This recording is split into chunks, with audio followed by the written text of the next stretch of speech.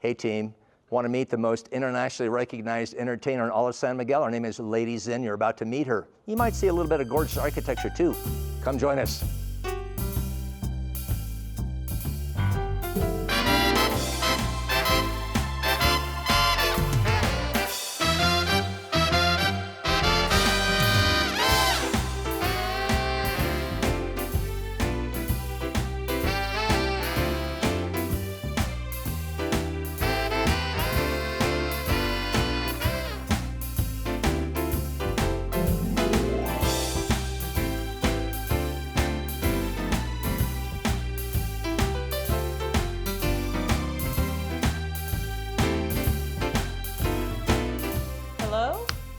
Hi, Zen. Hi, how are you? Welcome to Casa Lagerfeld. Wow. Oh, you're going to love this place. I mean, wow, this is just incredible. How are you, darling? I'm great. So good to see you. Come on in, let's take a look. Wow. You're going to love this place.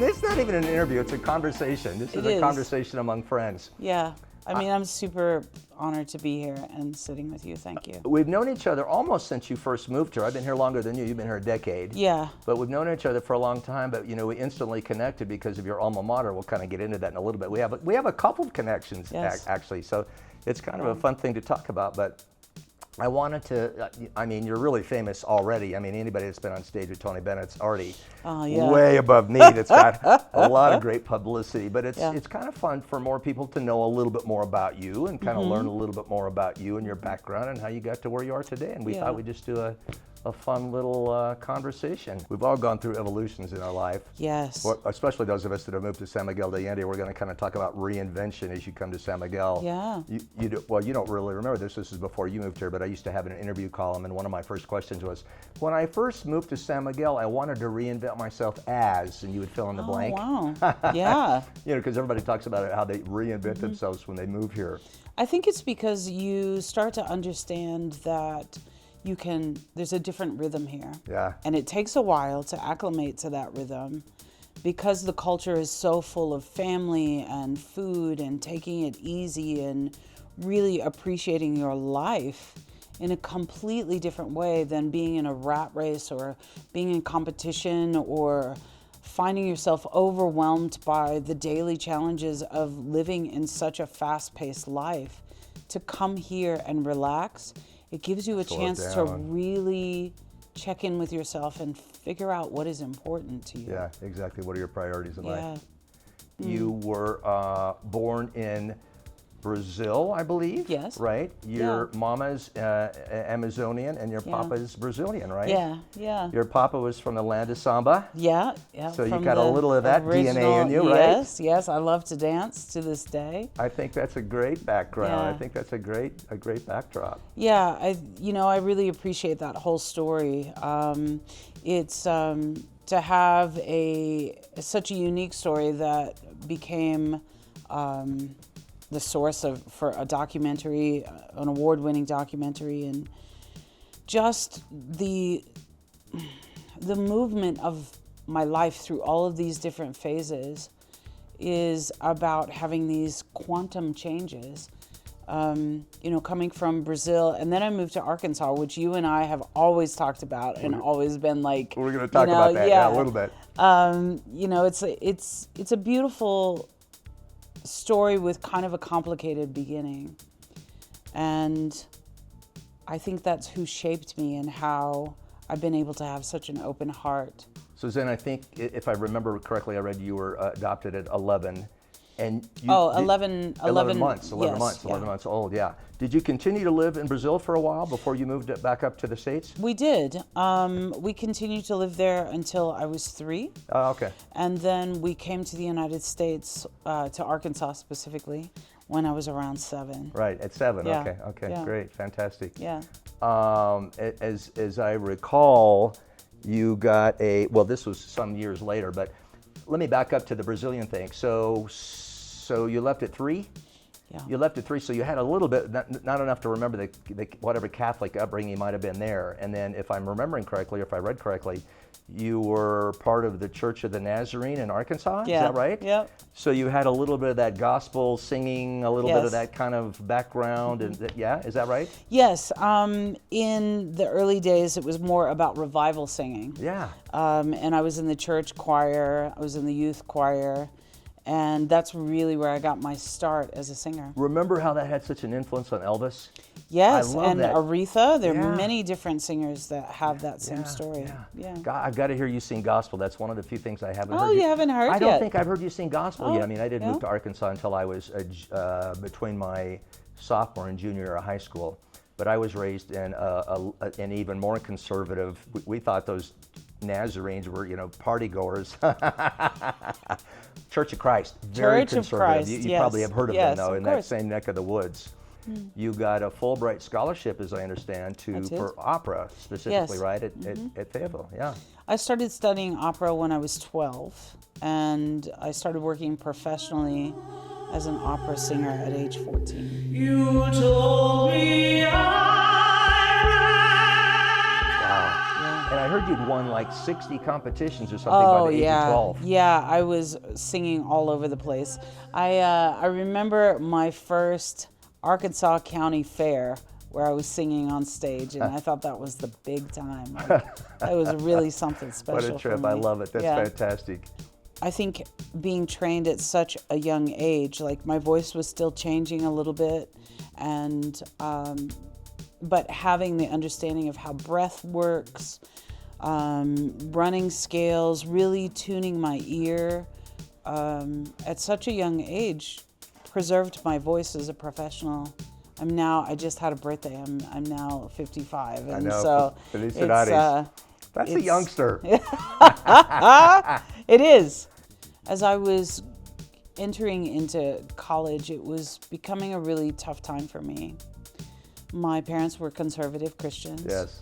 And Mine too. and And my I wasn't life, comfortable with that. yeah, You may not have been too terribly comfortable with that Yeah, either, so that's another yeah. commonality that we have. exactly. And as you start coming into your own understanding and your own spiritual practice, sometimes it doesn't meet with the people around you. And it was a very turbulent time of discovery. And I chose not to continue my studies in opera. Right. I chose to. Well, I think it was at about that time that you heard this lady called Billie. Yeah, yeah, Billie Holiday Billie Holiday kind of changed your direction. changed my direction completely. Yeah. There's a new body of work that I'm working on. This is a new show for this year. It's called Strange Fruit. So you're going to be the first person that I really talk about. This is the first time I'm really talking about it. Team, you're hearing it here first. Yeah. In this book, there were stories about Billie Holiday that had never been told before. Wow. And I became enamored with some of the stories in this book, and I'm going to share them through this new cabaret show. We're going to be doing it in New York, and we're opening it in San Francisco in August. You're singing yeah. in the Bay Area. Yeah. Was that about the time Liquid Blue came around? Yeah, that was Liquid Blue. Tell us about that. Liquid Blue was an influence of everything that was happening in music around me at the time. We were doing would've been kind like of mid-90s, new right? age, soft pop, mid-90s, Yeah. soft pop sort of music, and it was all original. I started writing at that point. Oh, fun. And turning poetry into song, and which later I coined as lyric fusion poetics. Yes. And there were 5 of us, I believe, in that band, and we toured all over the South. Wow. We actually were. Do you know who Reverend Phelps is? I've heard that name. Yeah, he was like this super conservative, like almost polygamist sort of religious leader in the South. Uh-huh. And he picketed one of our concerts, and I thought that we were doing really great because we got picketed. 'Cause you got by his him. attention, Yeah, right? we got I his love it. attention. So I thought we had, again. You hit the big we time. were here in the big time. That's fantastic. I love it.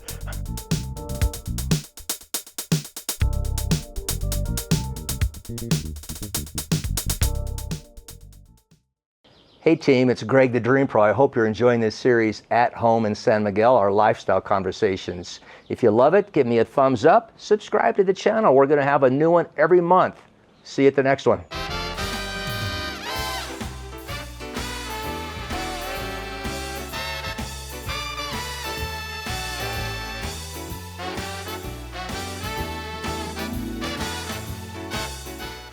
My ideas around making money as an artist is to really understand business. Yeah. And if you don't understand business and how to make money and how to really protect yourself as a business person, I think it keeps you in a certain status. And so I started studying music business management specifically, with the idea that when I'm more mature in my career, that someday I would like to have an arts organization. So I think it surprises people that not only do I have a degree in business, but also entrepreneurial science, which is also something that, as someone who's doing a creative life, they have to have an understanding of what drives us, what keeps us in the momentum of constantly creating. I had one business course in 5 years. That was it. We Yeah, got wow, no right? business at all. Yeah. The same with you probably. You got no business No background business at all, So yeah. how do you run your own business when you don't have any kind of background? I had to go back and get an MBA in business, Wow, we're very Exactly. similar. That's really fascinating. Wow. Yeah, Wow. exactly. I had to do the same thing to get those business skills because I'm like, same thing, very entrepreneurial. I've been working since I was 8, so I've always been a very entrepreneurial oriented, but wanted to be able to run my own business, so I've got to have that same kind of background. So that's fantastic that you did. So you came here in 2016, right? Yes. Yeah. Okay, fantastic. Did you know what you were going to do when you came here? You know what? I came here with really wanting to get out of the United States. Yeah, me too. But did you know what you were going to do here in San Miguel? Did you do like me? This is what I did. I lost my business in the Great Recession. Yeah. So in March of 2009, I had no job, no career, nothing left, lost everything, and I came down here and I did the very Buddhist thing. I said, I'm going to leap and the net will appear. Wow. Did you do the same thing when you came? Did. I mean, did you have any connections here? You didn't have a career or anything waiting for you here when you came, right? I had $200 in my pocket. Yeah, okay, well, it was about the same. Wow. Yes. And look at you now, baby. Yeah. You've come a long way, baby, right? I panicked a little bit. I thought I made the biggest mistake of my life. Oh, did you? Mm-hmm. I called a family friend and said, you got to get me the hell out of here. I made a huge mistake. But I went into the community and I started just having conversations. The beautiful thing about San Miguel are the conversations. Of course, the people. The amount of people that are here with their glorious stories of the lives lived, things lost, and things gained is inspiring. You've seen me talk about this in other videos. The lifestyle is just astounding down here. We all, I'm 89, and look at how I look pretty good for 89, right? We do the Benjamin Button thing in our aging down here, right? Absolutely love this lifestyle down here. It's a phenomenal thing, yeah. So since 2016, you have evolved a bit and gotten into a few more things. I'll tell you what, we're getting ready to have you do a little party here at the house, so we're going to screen your movie. Oh yeah, that's right. I'm so excited about that. Yes. You might get a kick out of seeing the theater house. Here is amazing. Yeah, well, we're going to go see the theater. Okay. I thought I might show you a little bit about the house as we wander down to the theater to go take a look, and then we'll get into more of what you did once you got here in San Miguel. Okay, Sounds good? Great. Yeah, Join us, team.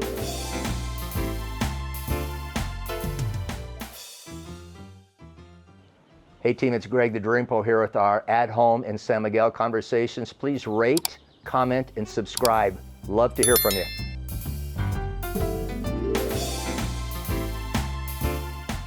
So it's a different color, and look at the different architectural style. And this is what Mexico's really known for, right? This kind of stone. This kind of stone, but the detailing here is really unique. You know how I've talked about how international this house is? Look at the columns here.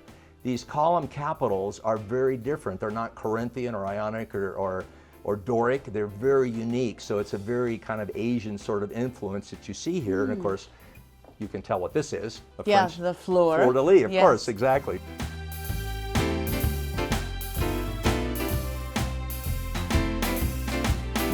Before, I wanted to show you this gorgeous woodworking. Isn't this amazing? It is amazing. Have you ever seen a Biedermeier fireplace like this?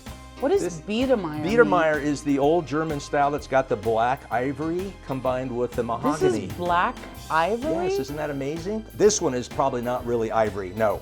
But that was the old style, was the combination of the black and the wood, was Biedermeier styling. But it's gorgeous. Isn't that amazing?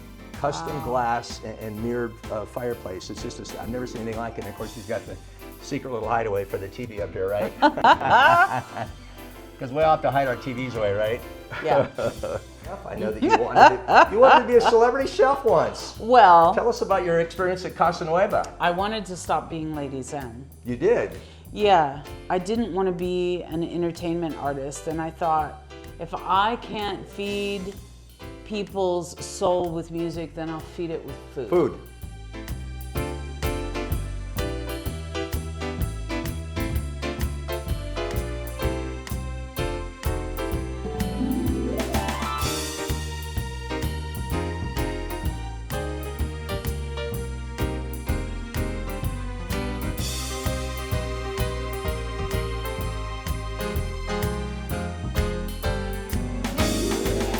Let's go down, take a look at the TV room. Okay. There's got to be some evolution there to creating the movie called What's in a Name, yes? Yeah. Tell us about it. People always ask me, how did you get your name Lady Zen? And Well, I know your real name, so I mean, that for me, it was a natural evolution. thank you. Yes, it's like Zen is the middle part of my name. It's not Yeah. something. It's a short version of my name. Right. But What's in a Name kind of follows me from this moment that I'm in the orphanage. You see a picture of my mother, and I talk through all of the emotions that I was going through, and have sifted through as an adult to kind of integrate all these different parts of my life into the person that I am today. And I think with all of us, like when we're attracted to these very confident people who are relaxed in themselves, it's because there's something really deep and interesting about their lives. The Marin Shakespeare Company, the creative director there is John Tracy. At the time, he was visiting here in San Miguel, and he heard me sing at a house party and tell these different stories. And he said, oh my God, this would make a really great one-act play. And then COVID hit, and he said, maybe we should redirect this and we'll make it a movie. And then we hired this young, amazing director of photography named Sebastian Bayin. I think I know him. Yeah. And he came, and it was one of his premiere movies. He had done some other things, but we were really impressed with his work. And he continues to be this up-and-coming director of photography here in Mexico. Cool. So where can people find your movie? That's a little tricky. There's Film Freeway has been hosting it. We're trying to move it into a streaming sector, so a lot of access to it has been restricted, but hopefully you'll see it in some of these archives, Amazon Prime. Eventually we'll find it on Amazon. Yeah. Good. Yeah, Watch for it. What's in a name? Yeah. Awesome. Yeah. We'd like to show the viewers a little. We're gonna I can't screen wait. here. Look at this amazing room. This is a phenomenal cinema. So yeah. let's take a look at a little bit of it here. So we're going to screen a little bit of What's in a Name. Well, thank you, baby. Let's watch. I was born into a Brazilian family, and at 11 months old, I became a Brazilian orphan. Having a family was not my birthright.